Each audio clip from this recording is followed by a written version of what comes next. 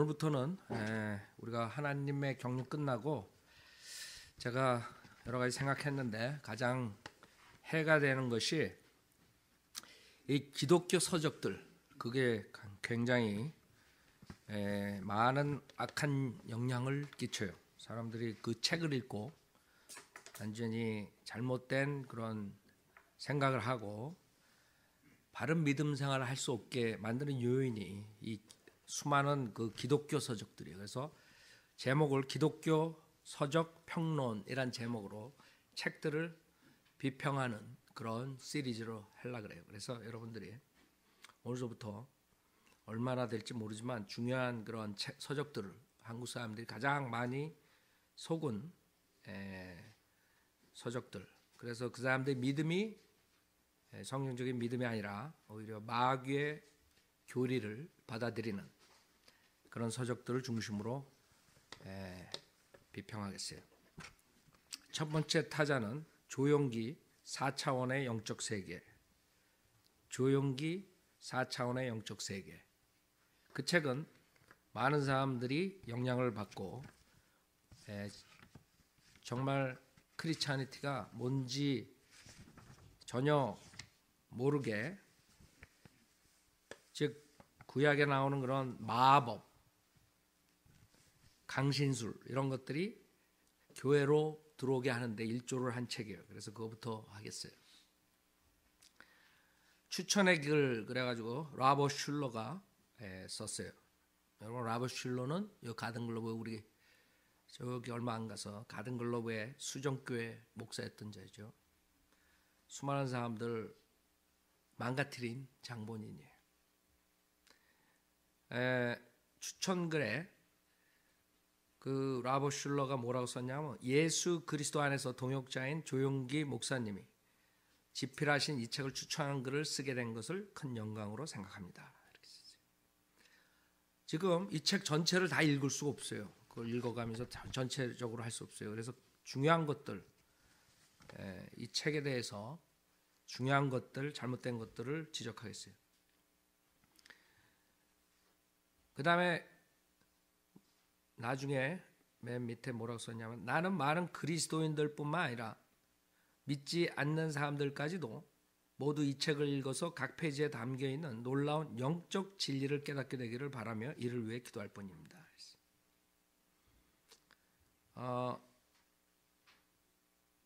우선 영적 진리라고 여기서 놀라운 영적 진리 이랬죠. 이 영적 진리는 뭐예요?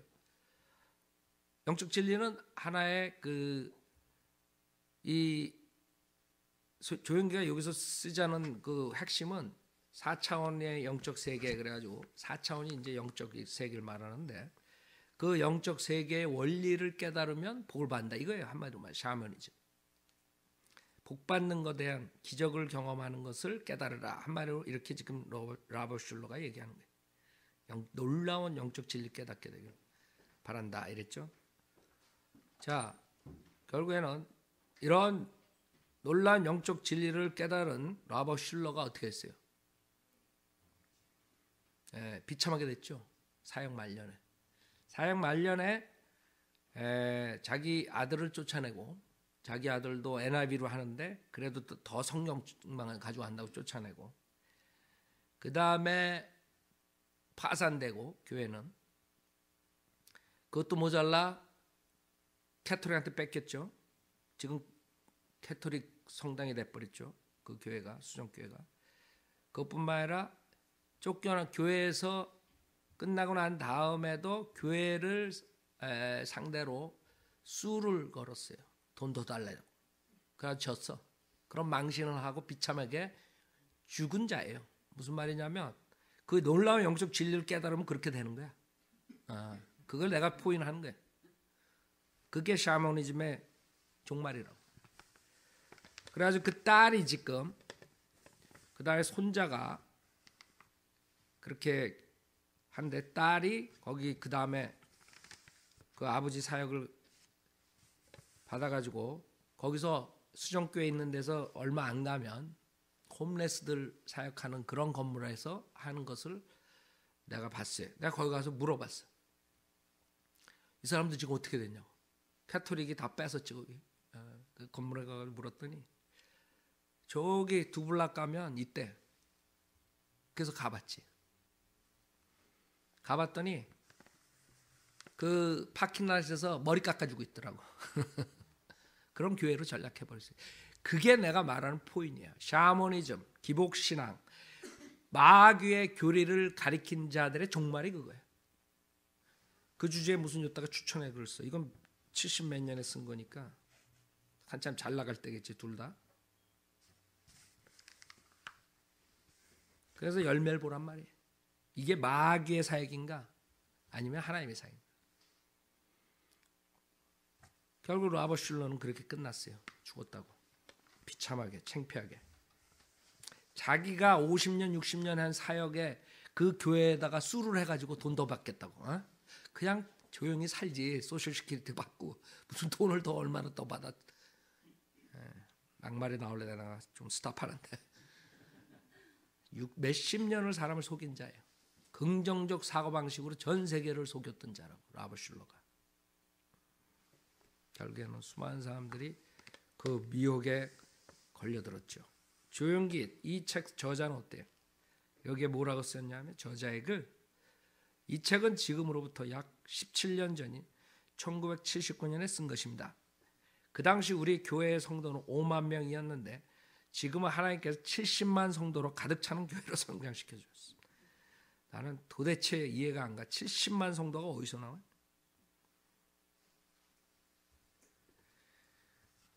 그 다음에 나의 진정한 바람은 가능한 한 많은 사람들이 우리 주 예수 그리스도와 함께 이 믿음의 대장정에 함께 참여하는 것입니다. 이 믿음의 대열에 참여하는 사람들은 한 사람도 예외 없이 모두가 크신 하나님의 도우심과 능력으로 변화되어 이 세상의 영적 방황에서 벗어나 그리스도 안에서 승리하는 위대한 역사를 체험하게 될 것입니다. 그래서 조용긴 지금 어떻게 했어요?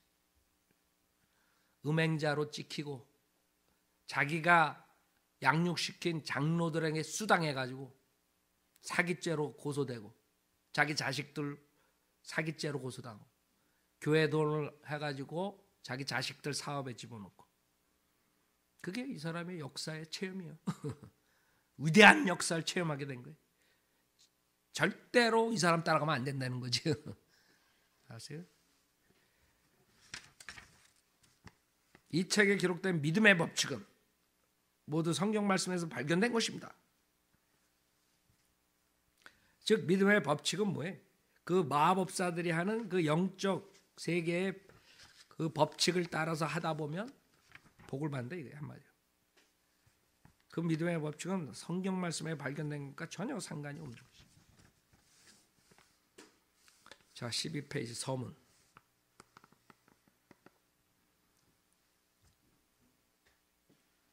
그 구원의 간증인데 내가 얼마 전에 구원의 간증을 한 거랑 비교를 해보세요.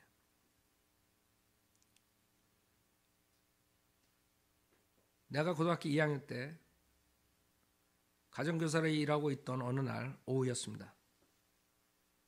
그다음에 입안에 무엇이 가득 차서 질식할 것 같아 입을 열자 속에서 검붉은 피가 쏟아져 나왔습니다.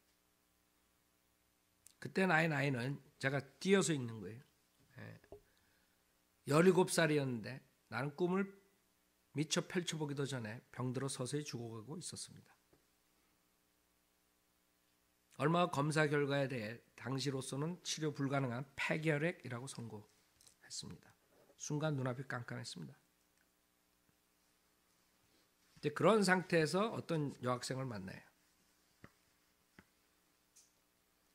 불교 가정에서 자라난 나는 물에 빠진 사람이 지푸라기라도 붙잡듯이 죽음의 공포에서 벗어나고 싶어서 부처에게 살려달라고 매일 기도했습니다. 그러나 차도가 있기는커녕 점점 더 병세는 나빠졌습니다. 나는 삶의 심지가 점점 짧게 타들어가고 있다는 것을 느끼고 부처에 대한 믿음을 포기해버렸습니다. 그러니까 이 사람은 지금 진리를 찾으려는 게 단지 자기 폐병 나가지고 더 살겠다 이런 동기로 지금 찾는 거예요.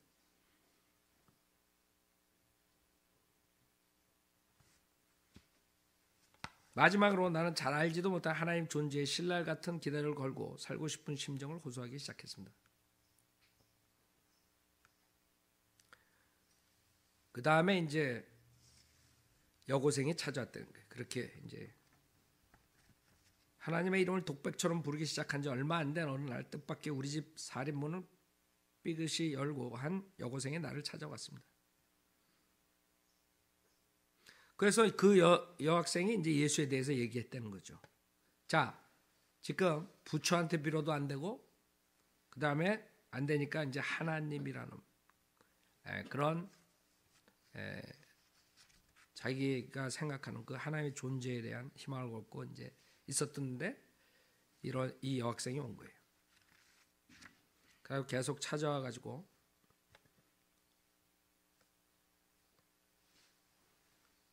애절하게 기도하는 그 여학생의 눈에서는 굵은 눈물 방울들이 줄지어 볼을 타고 흘러내렸습니다. 나는 이런 사람들 말을 100% 믿을 수가 없어. 이상하지? 나 의심이 있으면 안 되는데, 그렇죠? 하도 20년 동안 사기당하니까 그 모습은 나에게 뭐라 형용할 수 없는 묘한 감동을 자아냈습니다. 그 순간 하나님의 따스한 손길이 나의 영혼 깊은 곳에 닿는 듯한 느낌을 받았어요. 내 간증하고 완전히 틀리죠. 여긴 다 느낌이야. 나는 하나님의 말씀. 비로소 심령의 눈이 조금 띄었고 그녀가 흘리는 눈물에서 하나님의 사랑의 실체를 어렴풋이나마 깨닫게 되었습니다.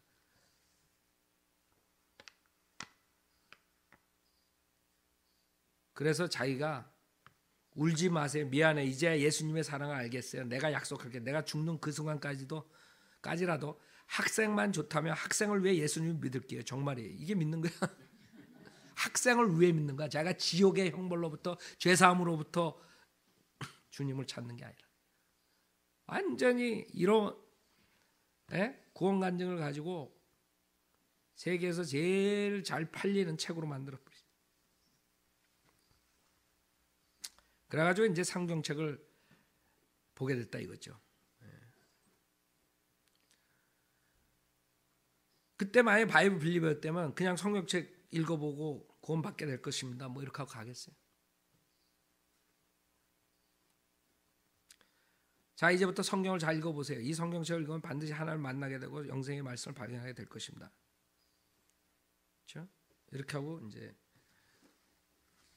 하다가 자기가 이제 그 예수님이 병 고치는 이런 것을 읽고 이제 이러면서 18페이지에 뭐라 그러냐면 예수 그리스도께서는 병자들을 불쌍히 여기시고 치료하셨습니다. 예수님께서 말씀하시거나 손대는 자마다 모두 고침받았습니다. 예수님께서 못 고치는 병은 하나도 없었습니다. 그래서 이 사람의 포커스는 자기 폐병에 어떻게 하면 나는가, 그 사람을 붙잡는 거야. 누군지 몰라도. 근데 성경에 보니까 예수님이 그렇게 다 고쳐주는 거예요. 이런 사실들은 내 마음에 무한한 힘과 용기를 주었습니다. 나는 예수님을 믿기만 하면 예수님께서 내 병도 반드시 고쳐주실 것이다 라는 기대감으로 흥분하였고 희망이 용솟음 쳤습니다. 결국 이래서 예수를 믿게 되는 거죠. 그러한 예수 그리스도께서 부활하셔서 오늘도 성령으로 우리 가운데 살아 역사하고 계신 것을 확신하게 되자 나는 그만 주님 앞에 무릎을 꿇고 말았습니다. 나는 진심으로 그리고 간절하게 예수 그리스도께서 나의 마음 가운데 오셔서 죽음에서 건져주시고 치료와 해방을 주시기를 기도했습니다. 그렇죠? 문제는 죽음에서 건져받고 치료와 해방 주는 걸 원했던 거야. 다른 게 아니야. 그래서 자기가 이제 예수님으로 인해서 죄도 사함받고 은혜로 자신이 구원받았다는 걸 알 수 있었습니다. 이렇게 썼어요. 여기 20페이지에. 나는 하나님의 은혜로 자신이 구원받았다는 것을 알 수 있었습니다. 나의 마음이 성령으로 충만하게 되어 나는 기쁨을 이기지 못해 벌떡 일어나 소리쳤습니다. 근데 이렇게 앞에는 썼는데 자기가 죄사함을 받고 구원을 받고 하나님께 영광 뭐 어쩌고 썼는데 이게 같은 책에서 보면은 모순이 나와요. 그러니까 구원 간증으로 죄사함을 받고 구원의 영원한 그런 영생을 소유한 것이 아니라 이거죠. 여기에 건물을 짓다가 이제 건설회사가 고소를 하고 이제 경제적으로 힘들어진 상태에서 자살을 하려고 그래요. 여기 155페이지에 뭐라 그러냐면 그 무렵 건설회사가 나를 고소했습니다. 내가 그들에게 돈을 지불하지 못했기 때문입니다. 교회에 가보면 나를 고소하는 통지서들이 몇 통씩 와 있었습니다. 전기회사, 하수도회사, 건설회사 등에서 보내온 서류들이 책상 위에 쌓였습니다. 그리고 이런 상황에서 상황이 이토록 나빠지자 나의 생각은 급속히 빌립의 사고방식에서 부정적으로 되어갔습니다. 그래, 내가 실수를 한 거야. 그런 식으로 하나님을 믿어서는 안 되는 건데 나는 전통적인 방식으로 생각했어야 돼. 무리를 걸으려고 해서는 안 되는 건데 믿음으로 행한 이 모든 사역이 헛된 것이었어. 이제 거기서 이제 자기가 이제 그런 공경에 처하니까 자기가 여태까지 생각했던 긍정적 사고방식 이런 것들은 헛것이다 이거지. 그래서 하나님께 이제 자기가 얘기했다 이게. 어느 날 우리 아파트 창문에서 바깥을 바라보며 나는 하나님께 말했습니다. 이제 모든 것이 끝장입니다. 이것이 소위 믿음 생활이라는 것이군요. 하나님, 저는 지난 수년 동안 오직 당신을 위해 완전히 하나님한테 컴플레인하는 거야. 저는 지난 수년 동안 오직 당신을 위해 일해왔는데 그러나 그런 저의 생각과 기대는 산산이 부셔졌고 이는 죽놀기밖에 다르리 방법이 없는 것 같습니다. 잘 봐요. 이게 유명한 몇십만 명의 그런 몇만 명의 성도를 자기네들 성도라고 착각하지만 교인을 양육시키는 목사가 하는 말이야. 그렇지만 죽더라도 지옥에 가고 싶지 않습니다. 지금 여기서는 자기가 은혜로 구원받고 죄사함 받고 하늘나라 가는데 영광이요 그 서문에다 써놓고 여기에는 이게 거짓 목사들의 무식이에요. 한마디로 말해서 자기가 책을 이거 쓰기 위해서 얼마나 그 교정을 받겠어. 근데 그거 못 잡아낸 거야.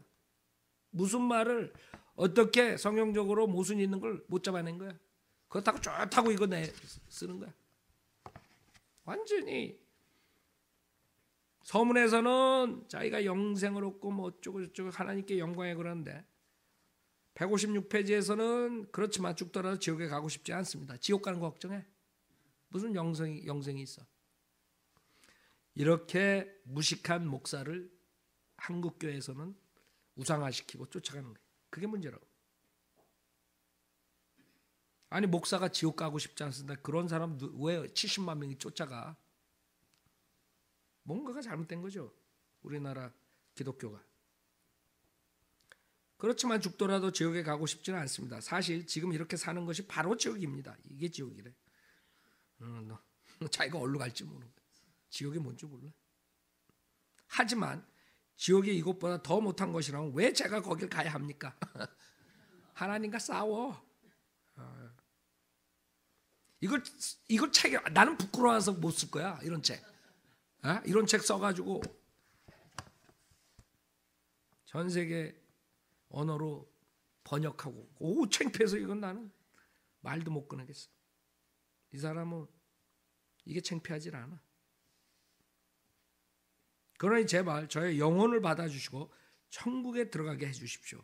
자살하기 전에 이렇게 기도를 하는 거예요. 마지막으로 천국에 못 들어갈까 봐. 이게 무슨 목사야? 근데 이런 사람을 쫓아간다고 한국교회는. 데려다가 초청해가지고 설교시키고.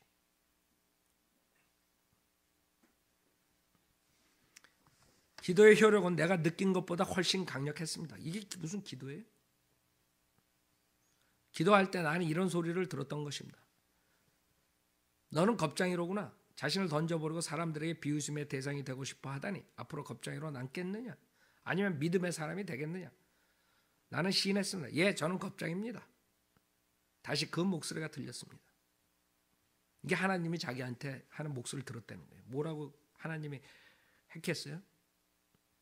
아니 하나님이 쓸데없이 이런 자에게 나타나서 목소리로 얘기를 해? 뭐라고 얘기했냐? 내가 죽는다면 너는 지옥에 갈 뿐만 아니라 너를 신임했던 많은 성도들도 지옥으로 끌어내리게 될 것이다. 이게 어떤 하나님이야? 하나님이래 자기는. 생각해봐요. 하나님이 조용기한테 자살하기 직전에 와가지고 내가 죽는다면 넌 지옥에 갈 뿐만 아니라. 세상에. 첫째, 조용기는 여기서 자기가 구원을 못 받았다는 것을 시인한 거고, 둘째, 조용기가 만난 하나님은 성경에 있는 하나님이 아니라는 거예요. 왜? 조용기를 목사로 간주한 어떤 존재가 지금 얘기하는 거예요. 이거는 목사가 아니지. 구원받은 사람이 무슨 목사가 돼? 진짜 하나님이라면 이렇게 얘기를 안 하겠지. 그래서 여기에 자기가 생각하는 이 하나님은 마귀라 이거죠. 내가 봤을 때. 내가 죽는다면 너는 지옥에 갈 뿐만 아니라 너를 신임했던 많은 성도들도 지옥으로 끌어내리게 될 것이다. 너는 장로들과 성도들로부터 돈을 빌렸지. 교회 귀한 성도들로부터 빌린 많은 돈을 기억해 보아라. 그들은 모두 너를 신뢰하고 있다. 그런데 이제 자신을 내던져 죽임을 택하려고 해? 너의 행동은 곧 연쇄 반응을 일으킬 것이다. 너의 비겁함 때문에 그들은 믿음을 잃을 것이다. 그들의 가정은 파탄될 것이며 그들 역시 자살할 수도 있을 것이다. 아니 어떤 하나님이 이렇게 얘기를 하겠어? 또 기독교계에 어떤 반응을 일으키겠느냐? 아니 하나님이 무슨 썩은 한국 기독교 걱정하고 계셔? 에? 기독교계에 어떤 반응을 불어일으키겠느냐? 하나님이 그렇게 말했겠어요? 조용기한테?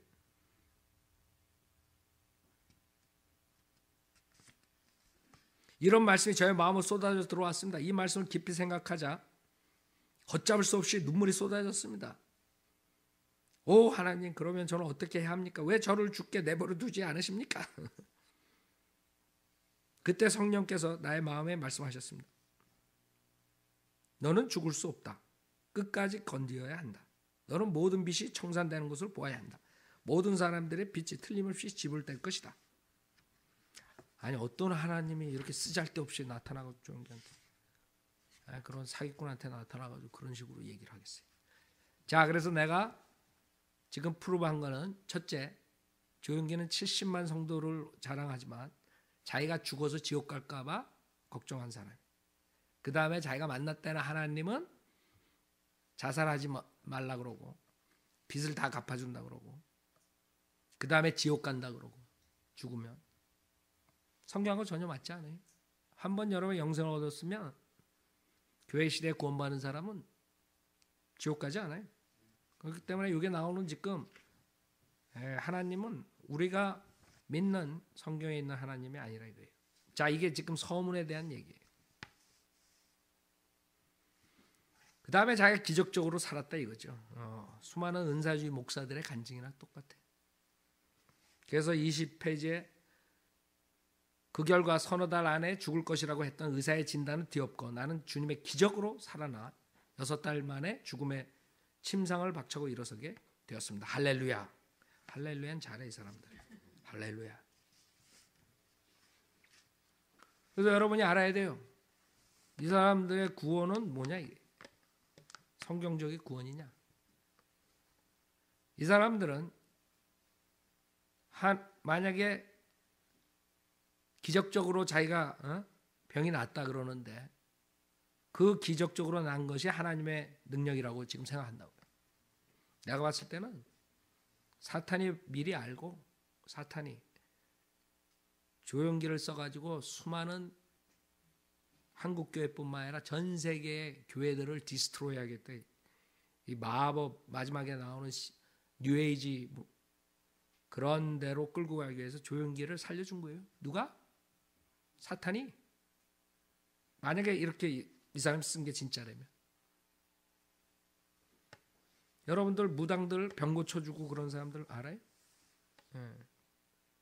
그 사람들도 병 고쳐주는 사람들 나온다고. 무슨 뭐 마귀라고 병 못 고쳐줄 줄 알아요? 그러니까 이 사람은 마귀가 고쳐준 걸 하나님이 고쳤다고 믿는 거예요. 그래서 자기가 그 믿음의 원리를 믿음의 세계에 대한 원칙을 여기다 쓴다. 결론은 그거예요. 그래서 이 사람은 하나님의 뭐 죄사함, 성령의 역사 뭐 이런 걸 다 쓰지만 그건 다 하나의 그냥 미혹이고 연막의 연막. 결론은 뭐냐면 이 예수님께서 우리를 치료하시고 죽음에서 구해주십니다. 이거라고. 예수 그리스도 안에서 믿음으로 심고 기대하십시오. 그러면 이 시간 위대하신 하나님의 기적이 하나님의 크신 뜻 가운데 여러분에게 일어나기 시작할 것이에요. 이거예요, 결론은. 예수 믿고 죄인들이 죄사함 받는 거랑 전혀 틀린 거예요. 말로는 뭐 죄사함 받고 구원받고 뭐 어쩌고저쩌고 하지만 결론은 지가 병이 나서 죽게 됐는데 지금 자기가 병나기 위해서 죽지 않기 위해서 붙들은 그 존재가 하나님이라고 착각하는 것이죠. 만약에 조용기가 이때 병이 안 나고 죽어간다면 어떻게 됐을 것 같아요? 만약에 그때 석 달 후에 일어나지 못했다면 그 다음에 결국에는 시들시들 한 달 있다가 죽었다면 죽는 마지막 순간에 뭐라 그랬어요? 그 죄사함에 대해서 영광을 돌리겠어요? 아니죠. 아까 부처를 부인한 것처럼 못 고쳐주니까 예수도 없구나 이러고 죽는 거예요. 그건 믿음이 아니야. 그건 하나의 자기가 투자해놓고 투자한 가치가 없으면 잘못해서 투자했다고 그러는 엉터리 믿음이에요. 자, 그래서 여러분들이 서론부터 완전히 잘못됐다는 걸 알 수 있어요. 서문서부터 추천액을 모든 게 다 사기꾼들이 하나에 만들어낸 거예요. 그 다음에 제일 처음 1장이 믿음의 법칙이에요. 믿음의 법칙. 그 믿음의 법칙은 결국에는 하나의 말씀을 믿고 그대로 우리가 성경대로 믿는 사람을 산다는 이런 믿음이 아니에요. 자기가 생각하는 그 모든 것들이 그대로 다 이루어진다. 이런 아이디어. 마법이라 마법. 그것을 지금 장황하게 쓴 것이에요.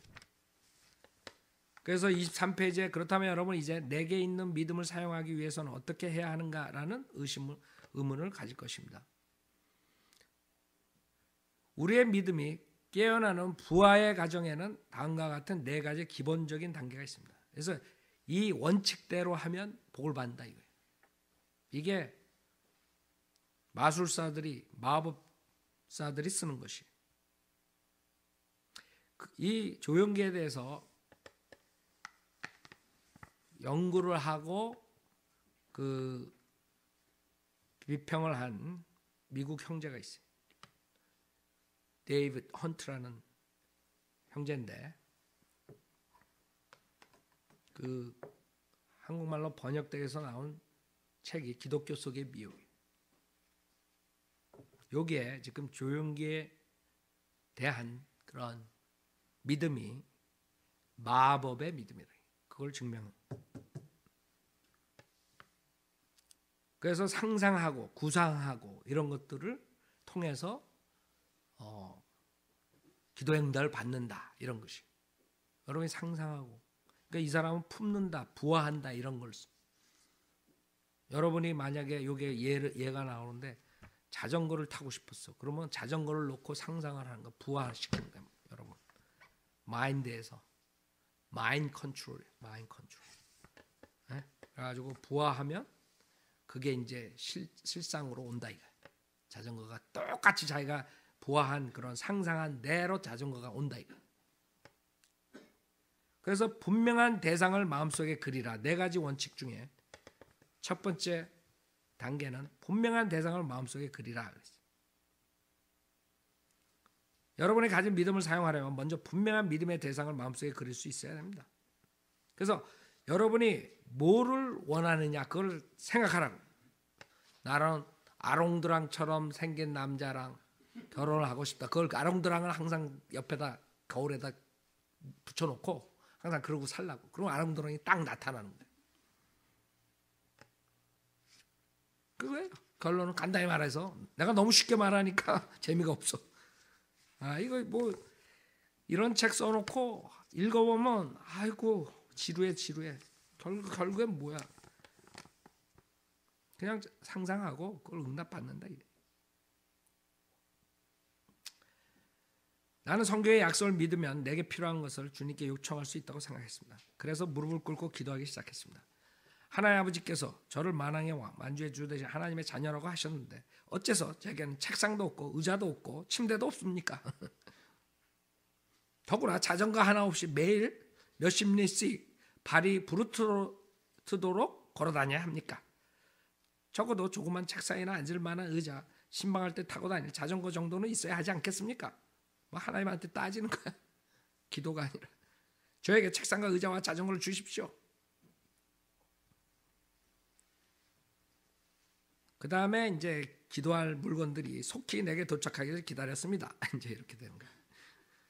근데 2달, 석 달, 넉 달, 5달, 무려 6달이 지나갔으나 나는 포기하지 않고 계속 기다렸습니다. 그런데 아무리 기다려도 응답될 기미가 전혀 보이지 않았습니다.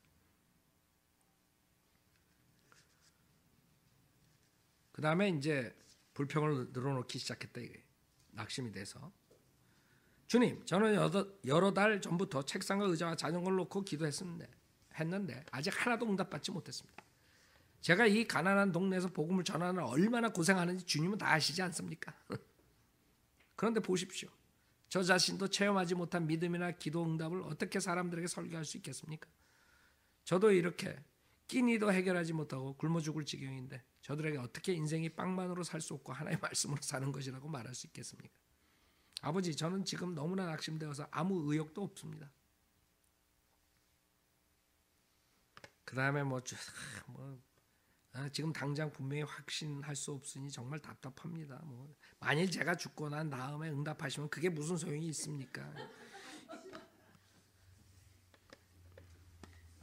이게 기도야. 아주 대단한 목사님이야. 우리나라에서. 우리나라뿐만 아니라 전 세계 대단한 목사의 기도가 이게. 이렇게 기도를 하는데 눈물이 펑펑 쏟아졌습니다. 눈물은 그놈의 눈물은 왜 부모 돌아갔을 때는 울지 않고 왜 이렇게 자전거 달랬는데 울어.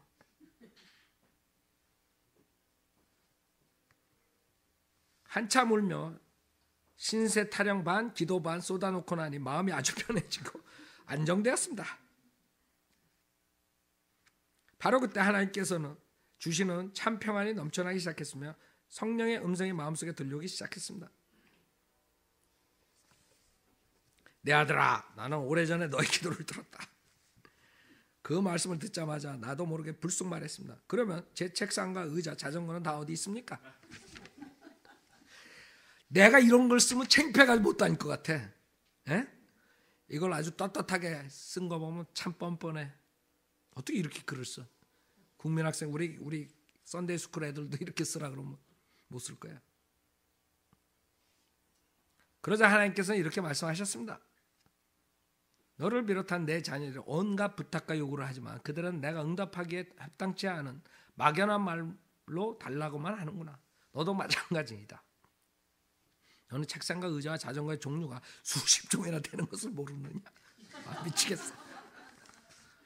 저는 월마트에서 그냥 사면 해피합니다. 이렇게 얘기를 했어야지. 내가 언제 내게 책상과 의자와 자전거에 대한 분명한 종류나 내용을 구체적으로 말한 적이 있느냐? 단지 막연하게 달라고만 하지 않았느냐? 나는 이 말씀을 듣고 큰 충격을 받았습니다. 성령께서 책망하신 이 말씀은 나의 일생일대 놀라운 전환점이 가져왔습니다. 그 결국에 뭐예요? 자기가 기도를 잘못했다. 정확한 기도는 메드 인 차이나는 안 되고 메드 인 코리아에 이렇게 해가지고 정확하게 제품을 말하고 정확한 사이즈, 정확한 색깔 이렇게 해야지만 주님이 답변을 주신다 이게. 아니 성경에 어디 그런 게 있어 세상에. 그걸 자기가 일생일대 큰 전환점을 가져온 놀라운 그런 역사야. 나의 일생일대 놀라운 전환점이야. 참 한심하죠. 그때부터 나의 기도는 완전히 달라졌습니다. 이번엔 책상을 놓고 기도할 때 종류를 분명히 했습니다. 책상 종류는 내가 좋아하는 필리핀제 마호가니 책상이어야 하며 필리핀제 마호가니 책상이 좋은가? 크기는 어느 정도라고 상세히 말씀드려요. 여러분은 웃지 마. 이거 지금 이거 읽고 있는 사람들은 전 세계에 심각하게 읽고 있다고. 알아요?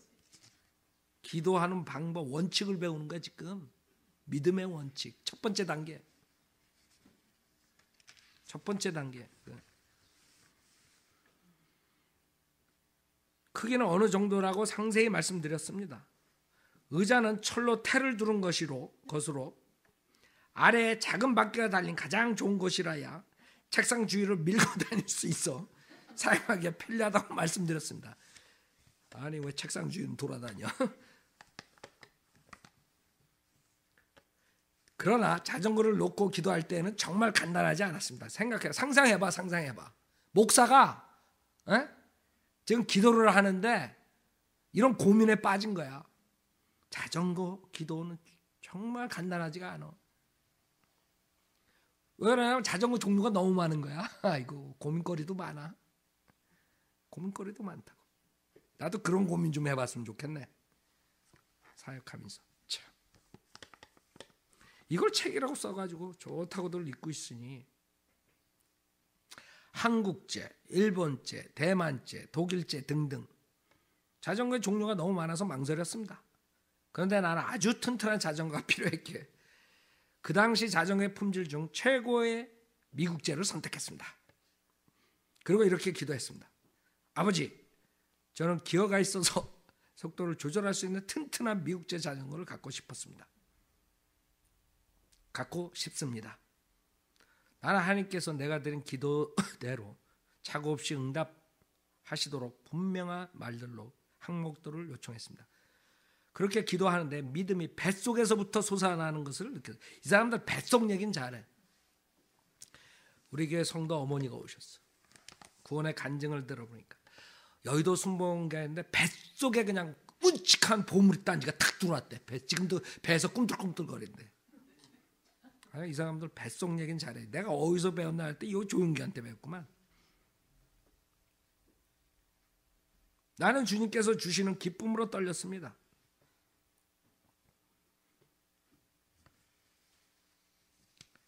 자, 그래서 결국에는 자기가 그렇게 해가지고 기도의 응답을 받았다는 거예요. 뭐 받았다는데 어떡하겠어. 그 다음에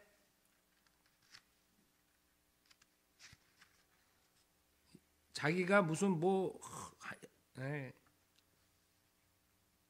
설교를 하는데 여러분 하나님께서 필리핀체 마과니로 만든 아주 좋은 책상과 끝에 작은 바퀴가 달리고 쇠로 테를 두른 아름다운 의자와 또 기어가 달린 미제 자전거를 제게 주셨습니다. 하나님을 찬양합니다. 저는 이런 것들을 다 받았습니다. 그래서 자랑을 했다 이거예요. 그 다음에 예배가 끝나고 나오는데 3명의 청년들이 호기심이 가득 찬 얼굴로 따라 나왔습니다. 전도사님께서 자랑하신 물건들을 보고 싶습니다. 좀 보여주세요. 나는 무척 당황했습니다. 나는 믿음의 고백을 했을 뿐인데 사기꾼이야 완전히. 받지도 않고 받았다는 거예요. 그래놓고 믿음의 고백했을 뿐인데 이런 사기꾼이 전도사 시절 때부터 사기를 친 거지. 나는 무척 당황했습니다. 나는 믿음의 고백을 했을 뿐 이런 일이 있으리라고는 미처 생각하지 못한 것입니다. 우리 천막교회는 빈민촌에 있었기 때문에 내가 새벽 예배 때 한 이야기가 성도들에게 굉장히 간증이 되었던 것입니다. 그러므로 만약 우리 성도들이 그 말이 사실이 아니란 것을 알게 되면 그거로서 끝장입니다. 미쳐 내가. 이건 뭐 사기꾼 누구보다도 더하네. 누가 터무니없는 거짓말을 들으려고 다시 교회에 오겠습니까? 나는 진퇴양난에 빠져 속으로 잠시 묵도했습니다. 주여, 처음부터 이런 일은 제 생각이 아니었습니다. 제가 이렇게 말한 것은 순전히 당신 탓입니다. 아, 참. 여러분 이걸 책이라고 읽었어요. 네? 책이라고. 이게 목사야? 좋다고 따라다닌다고 아직도. 저는 성경에 기록된 대로 단지 순종하 이미 응답받은 것처럼 말한 것뿐입니다. 그런데 이런 곤란한 문제가 생겼으니 어떻게 설명해야 됩니까? 항상 도와주셨으니 제발 지금도 좀 도와주십시오. 그러다 성령께서 지혜로운 한 생각을 떠오르게 하셨습니다. 아 그래요? 모두 내 방으로 가봅시다. 아니 성령님이 그렇게 거짓말하라고 그랬겠어? 세상에 성령이 아니지 사탄이 그랬지. 그들은 방에 들어서면서 자전거랑 의자랑 책상을 찾느라 두리번 거렸습니다. 뭐 그렇게 둘러볼 것 없어요. 제가 나중에 보여드리죠. 나는 박군을 손가락으로 가리키며 물었습니다. 그럼 지금 한국에서 목사를 훌륭하게 심호하고 있습니다. 미쳐요 내가 미쳐. 내가 몇 가지 질문을 하겠소. 만일 박군이 내 질문에 대답하면 여러분에게 그 물건들을 보여주리다. 박군은 이 세상에 태어나기 전에 얼마 동안 어머니 뱃속에 있었소. 그런 머리를 극적이며 말했습니다. 그럼 9달이요. 그러면 9달 동안 어머니 뱃속에서 뭐하고 있었을까요? 그야 잘하고 있었겠죠. 그러나 아무도 당신을 보지 못했잖소. 어머니 뱃속에 있었기 때문에 볼 수 없었던 거죠. 맞아요. 다른 사람들 눈에는 안 보여도 여러분들은 세상에 태어나기 전까지 분명히 어머니 뱃속에 있었어요. 저도 어제 저녁 이 방에서 무릎을 꿇고 기도하면서 제 마음속에 아까 말한 책상과 의자와 자전거를 하나하나 그려가며 기도했어요. 그것들은 지금 눈에는 안 보여도 믿음으로 여기 내 마음속에 자라고 있어요. 이제 때가 되면 사람들이 보게 될 바로 그 책상과 의자와 자전거가 내 뱃속에 들어있어요. 이렇게 말을 하자 그들은 배를 잡고 뒹굴며 웃었습니다. 아무리 그렇지만 책상과 의자와 자전거를 임신한 남자는 처음 본다고요. 그들은 방에서 뛰쳐나가자마자 온 마을에 남자 전도사가 의자, 책상, 자전거를 임신했다고 하더라는 소문을 퍼뜨렸습니다.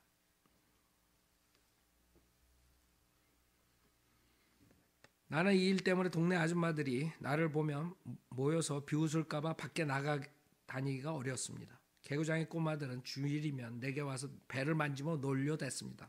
전도사님 어디 좀 봐요. 얼마나 더 커졌는지요. 나는 온 동네의 웃음거리였지만 그런 와중에도 지극히 담대했습니다. 사기꾼 중에 사기꾼이에요. 그 다음에 때가 돼서 그대로 자기가 받았다는 거예요. 책상은 마호가니로 만든 것이고 의자는 일본 미쓰비시에서 만든 것으로 바퀴가 달려서 앉은 채로 움직일 수 있는 것이고 자전거는 미국 선교사의 아들이 좀 쓰던 것이긴 하지만 기어가 달려있는 튼튼한 것이었습니다. 내가 어떻게 믿어? 이런 사기꾼은. 무슨 또 사기를 쳤는지 어떻게 알아? 그래서 자기가 그 아이를 잉태한 것처럼 그 자기가 잉태를 했다 이거예요 결국에는. 그래서 믿음으로 구체적으로 기도했더니 이런 기도의 응답을 받았다 하는 헛소리예요. 그게 13페이지, 33페이지에 있어요. 여러분 가서 읽어보세요. 그 다음에는 이제 남편감을 찾는 여자 성도, 교인. 어느 교회 갔더니 그 목사가 그 어떤 자매가 있는데 그 결혼이 늦어졌는데 그 남편감을 위해 기도한대. 그래서 똑같이 기도하려면 좋습니다. 흰종이와 연필을 가지고 오십시오. 그리고 제 앞에 앉으십시오. 그 자매님은 내 앞에 가까이 와 앉았습니다. 제가 지금부터 묻는 말에 대한 자매님 솔직한 대답을 쓰시면 제가 기도해드리겠습니다. 첫째, 자 이제 당신은 진심으로 결혼하기를 원합니다. 그런데 어떤 남편감을 원합니까? 한국인 또는 외국인입니까? 한국인입니다. 좋습니다. 그렇게 쓰십시오. 둘째, 당신 남편감의 키는 어느 정도라야 합니까? 1m 80cm 정도였으면 합니까? 아니면 1m 60cm 정도를 원합니까? 당연하지. 예, 저는 키가 큰 남편을 원합니다. 그렇게 쓰십시오. 셋째, 호리호리하고 잘생긴 사람을 원합니까? 아니면 호감이 갈 정도의 체구가 좋은 사람을 원합니까? 이거 대답하는 그 여자도 멍청한 여자죠. 이런 목사 앞에서 뭘 참 호리호리한 사람이면 합니다. 이렇게 대답한 거예요. 그렇게 쓰세요. 넷째, 그 사람의 취미가 어떤 것인지를 원합니까? 저 음악이요. 좋아요. 음악이라고 쓰세요. 다섯째, 직업은 어때요? 교사. 좋습니다. 교사라고 쓰세요. 나는 그 자매에게 이런 식으로 10가지를 쓰게 한 다음 말했습니다. 자매님 지금 적은 내용을 크게 한번 읽어주시겠습니까? 주시겠어요? 그 자매는 첫째 항목부터 10번째 항목까지 아주 큰 목소리로 읽어 내려갔습니다. 자, 눈을 감아 보세요. 이제 자매님의 남편감이 분명하게 보입니다. 얘 아주 똑똑하게 보입니다. 분명해 보입니까? 이렇게 물어봤어요. 그러니까 얘 아주 똑똑하게 보입니다. 좋아요. 이제 그 사람을 그리며 하나님께 기도하세요.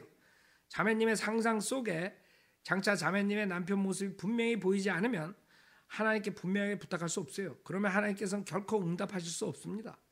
자매님이 기도하기 전에 자매님이 원하는 남편간의 모습을 분명히 그려볼 수 있어야 합니다. 하나님께서는 막연한 기도에는 결코 응답하시지 않으십니다. 그 자매님은 그 자리에서 무릎을 꿇었고 나는 손을 얹어 기도했습니다. 하나님, 이 자매님은 자신이 어떤 남편을 원하는지 이제 분명히 압니다. 저도 이 자매님의 남편을 믿음의 눈으로 바라봅니다. 하나님께서도 이 자매님의 남편이 어떤 사람인지 다 아실 줄 믿습니다. 하나님, 이 자매님에게 남편을 허락하옵소서. 예수님의 이름으로 기도합니다. 아멘. 자매님, 이 글을 집으로 가져가셔서 거울에다 붙이세요.